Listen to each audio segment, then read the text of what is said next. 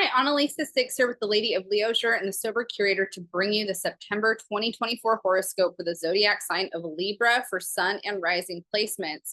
Hi, Libra. Welcome to September. We are almost in your season. So happy birthday to all the September Libras. I've got a handful of you in my life, and you guys are great. We start out every September in the mutable earth sign of Virgo, which is the sign that comes right before you. And it's already the 8th today, which is my mom's birthday. Happy birthday, Mom. It's already the 8th today as I'm recording this. We've been having a really large heat wave in Los Angeles, and it's made me very slow. And I also adopted a new dog who is sitting with me right now. He's passed out. My other dog is on the floor, also passed out. We're all hot. I've got an air conditioner, but we're all hot. So, I've been a little distracted. It's been hard for me to get these videos done. I didn't know I was going to be adopting a dog this week. It's kind of worked out that way. So here we are, and I'm just going to kind of go over the first week of September, even though we're already through it, and just talk about what some of the themes were, and then we're going to talk about the rest of the month. So hopefully this will be fun and informative. So we start out the season of Virgo with Venus is actually in your sign of Libra, and Venus is going to be here for the majority of September. She will move into Scorpio closer to the end of the month, but we start out September with Venus at 3 degrees Libra, and Venus is the ruler of your sign. And Venus, when it's in Libra, it really empowers you in terms of getting more in touch with who you are at your core, your relationship to your identity. It's passing through your first house, which is the house of identity, the personal relationship to self, and how you're putting yourself out there. It's important that people understand that the first house is not so much about how other people perceive you or how people like you or things like that. I'm saying that because you're a Libra. Like, this isn't about other people. This isn't about people pleasing. This isn't about wanting to be liked by everybody. This is strictly about your relationship to yourself. What do you think about yourself? How do you relate to yourself? What is your own relationship to yourself? And when Venus is here, it's a really positive time to do self-love rituals, to do things that fill your own cup, to think about what equality and fairness means to you within your own relationship to self. I was in therapy over the end of last year, and I was working on some of these themes. And one of the things that came up for me that felt very Libra, and I have Venus in Libra, was adornment. Like, for me, jewelry and makeup and doing my hair and all of that is a form of filling my cup. I feel really good about myself. I feel like pouring that energy in and tending, grooming, bathing, all of that kind of stuff, like tattoos, jewelry. That makes me feel really like I'm loving myself and like I'm taking care of myself. It's also very Virgo to do that through health and wellness. Most Libras in my life that I've known over the years actually really struggle with maintaining a healthy diet. I say that in quotes because it's different. Healthy diet is different for everybody, but a lot of Libras I know get away with eating a lot of sugar and getting to kind of do whatever you want. My grandma's a Libra, and she has smoked her entire life and kind of eats however she wants, you guys can kind of be lazy. Like, you're one of the signs that has a tendency to be kind of lazy. So, there could be ways that you pour into yourself that kind of leans into that. Like, maybe you feel a little bit more good about yourself when you're eating the way you want to eat and doing the things you want to do. But we are in Virgo season, and Virgo does lend itself towards getting healthier or focusing on a health routine. However, where Virgo hits in the horoscope chart for you is not the health-oriented house. It's actually opposite the health house. It's the 12th house, which is the house that has to do more with your spirituality and your subconscious. And so starting out the month and having the sun here, there's a big highlight on things from the past coming up for you, especially karmic past. So this could be past lives, things that your soul's connected to. It can be memories of the past that have happened in this life too, but you're basically having things from the subconscious come up that maybe you haven't thought about in a while. Every Virgo season, the sun comes here and highlights something like that for you, but we have, a few more things happening here over the month as well. So your 12th house is really highlighted. The 12th house, when it's also impacted, is our dreams get more elevated. So we might remember dreams. We might feel more of a psychic connection to the ethereal or the spiritual realms. This is a positive time to work with a therapist that maybe might be able to help you interpret dreams or memories, maybe some suppressed memories that you've had are starting to come up. Those are things that are positive for you to work on during this time as well. The other thing that we also have starting the month out is Mercury finishing up its stint in Leo. So we had Mercury retrograde in Leo and Virgo last month, and then it stationed direct, at the end of August, and now it's finishing up its stint in Leo, and that's been impacting your 11th house, which is the house that represents groups and friends. And so if you have been very social or you've been feeling like you need to really connect with people, Mercury passing through this area has been a part of that.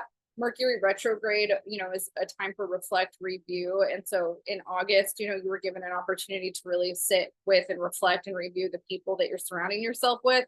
And hopefully, it was a good thing and you had a lot of good social encounters that maybe made you think about who you are. And this Venus and Libra energy can kind of help you feel more clear on who you want in your life and who you are. Mercury is only going to be here for the first week of the month, and then it's going to move into Virgo, and we'll talk about that a little bit later.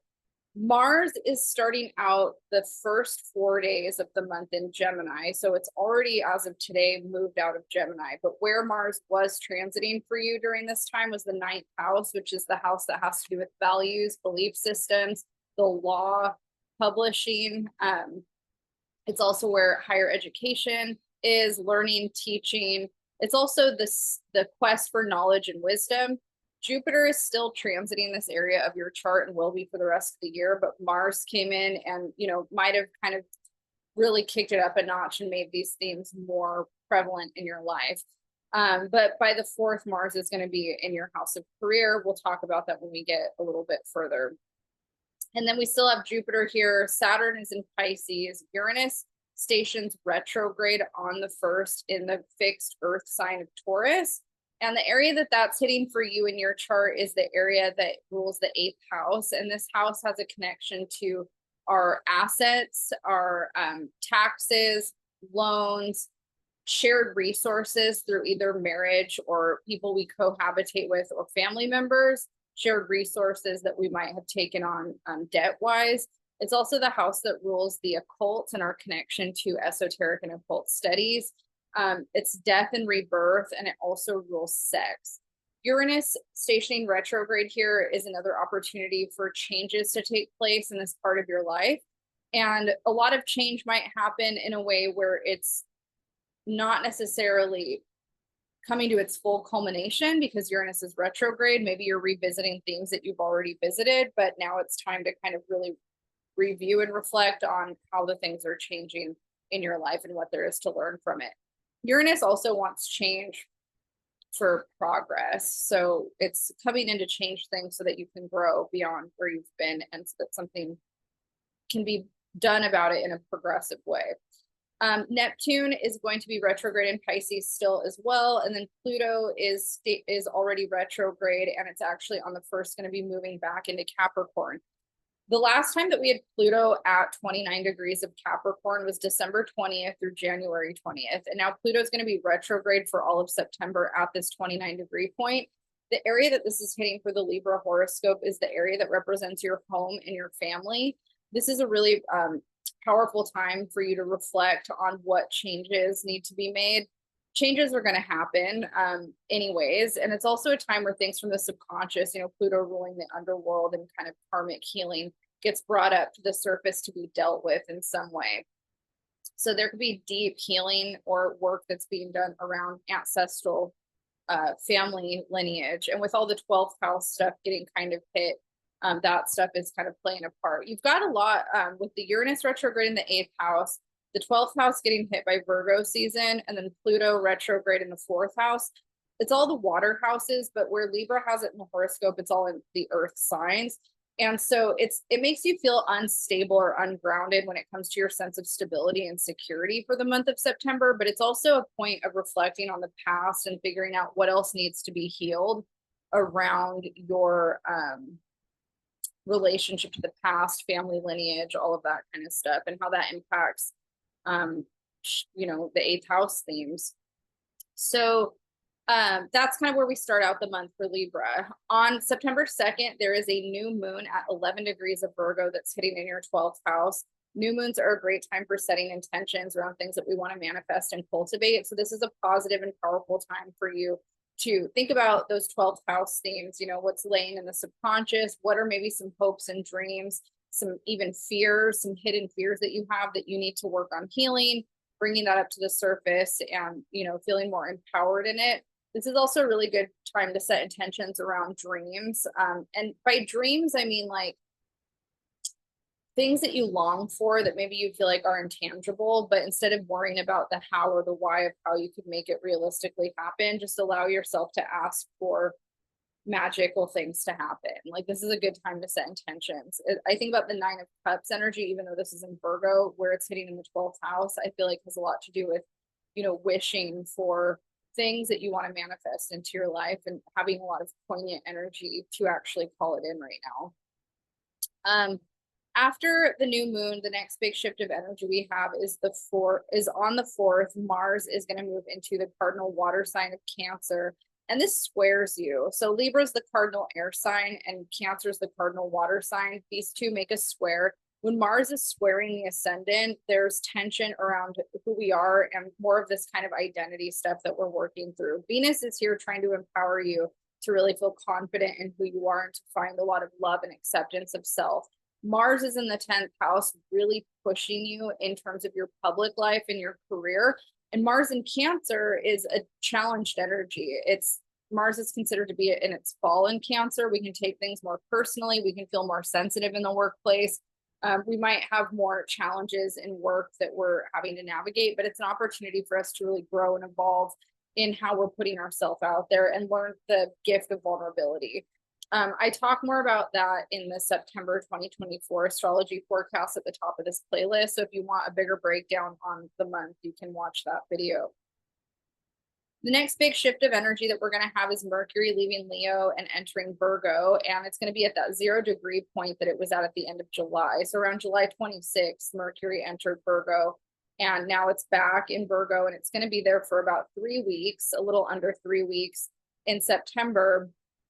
And it's hitting that area, the 12th house that we've talked about already so much for you. So Mercury in the 12th house is a really psychic energy. It's very intuitive. It's very empathic. This is a really positive time for you to get really clear on what your intuition is telling you and what your feelings are about how you're processing trauma and kind of what drives you in your soul's purpose. Getting clear on what you feel like you came here to do in your soul's purpose is part of the theme of Mercury in the 12th house. But yeah, it's a very psychic, artistic, and intuitive energy. So also leaning into that is positive. Meditation is really positive with Mercury here. After that, the next big shift we're going to have is we have a lunar eclipse at 25 degrees of Pisces. And the area that this is hitting for you, Libra, is the area that does have to do with your health, your daily routine, and how you are setting yourself up in the service that you're doing. So lunar eclipses open portals. They are supposed to last for the energy that they bring in lasts for 6 months. This specific one has a lot to do with releasing and letting go and leaning into surrender. We think about like the hanged one in the tarot where he's just hanging upside down and kind of in this limbo of surrender. Like, I just am not trying to control anything. I'm allowing things to happen. It has more of this kind of going with the flow, you know, kind of feeling. This is something that you are being called to kind of lean into during lunar eclipse, and you're going to be pushed towards that during the lunar eclipse anyways.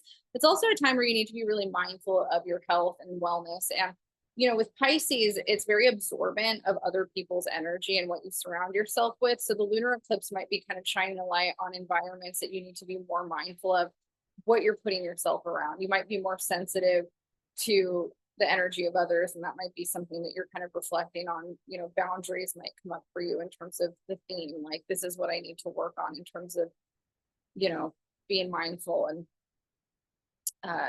setting boundaries around what I surround myself with for your mental, emotional, and physical health. After the lunar eclipse, we're going to enter Libra season on the 22nd. So this is going to be your time. The sun is going to enter your first house and shine a big light on you, happy birthday to all the September Libras. And so this is, again, a really positive time for you to focus on yourself, your self-worth, your self-love. This is, you know, your time to really go inward and allow yourself to feel empowered in who you are and the gifts that you bring to the world.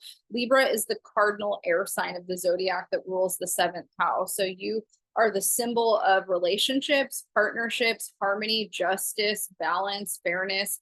The Saturn is ruled, or I'm sorry, Saturn is exalted in Libra and rules our relationship to kind of like karmic destiny or karmic consequences. Libra, you know, has a connection to the law for that reason, but it's not just like the law that we uphold as a society. It's like the natural laws of nature. So Libra can be a very like esoteric presence in our lives when we're thinking about the universe always seeking to balance itself. You know, if that pendulum is swinging one way, it's going to swing back another way. And, you know, that's kind of the energy of Libra, of what you represent, is the duality of nature, essentially, and the intellectual process of it, being an air sign. So that same day on the 22nd, Venus, your sign, or I'm sorry, your ruling planet, is going to be entering the sign of Scorpio, which is a sign that comes right after you. It's going to enter the fixed water sign of Scorpio. And this is entering your financial house, which is actually really positive. Venus is the ruler of this house and does really well in the 2nd house. It brings financial abundance to you. Venus is not the most comfortable in Scorpio. She's considered to be in detriment here, but you know, this is a time for you to really look at where you're empowered to take your life into your own hands when it comes to your finances. And also this has a lot to do with self-worth and issues around self-worth. So with the sun in your 1st house and Venus in your 2nd house, this is a really positive time to take your gifts, who you are, apply them, and use it to manifest abundance into your life, because you're being blessed to be able to do that right now. Then after that, the next shift of energy, that's going to be kind of the last, you know, big shift planetary wise for the month, is Mercury entering your sign of Libra as well on the 25th. So Mercury will enter your 1st house. And this is also a really good time for you to really think about who you are. You know, how do you put yourself together? What's your relationship to self? Mercury in the 1st house wants to really have a strong relationship to perception of self. And so you might be, you know, really reviewing, you know, who do you want to be in this next chapter? I think for me, anecdotally, I'll just say that birthdays are a time for me to really think about where I've been and where I'm going. It can be kind of that marker of, you know, okay, I'm one more year older. I've survived another year. Like, how do I feel about my life? Like, there is kind of a review and check-in for me. And Mercury passing through your 1st house gives you an opportunity to kind of sit with who you are in terms of your own relationship to self, and ask yourself, you know, if you're happy with who you are, and if not, what stuff can you do in your life to make yourself feel more stable, secure in your sense of self, to yourself, you know. And this doesn't have to do with anybody else. Libra, you know, being the sign that rules relationships, a lot of times Libra looks to other people to validate the self, or wants to people please, or kind of get that affirmation from other people. But it's really important with these transits that you learn how to also give that to yourself and be that for yourself. I don't think there's anything wrong with getting it from relationships or being in relationships. We're humans, we're social creatures, we want that. But it's also important that we have that autonomy too. And 1st house transits are about building that autonomy. So that's a big theme for you during your season. All right, Libra, I'm going to leave you there. If you like this video, please hit the like, subscribe, and share it with your people. If you want to book a reading, my email's in the description box. You can find me at theladyofleosure.com and thesobercurator.com. I post these usually within the 1st week of every month, and I hope that you enjoy this free content, because it takes me a lot of time to put together. I enjoy doing it. All right, I'll see you guys next month.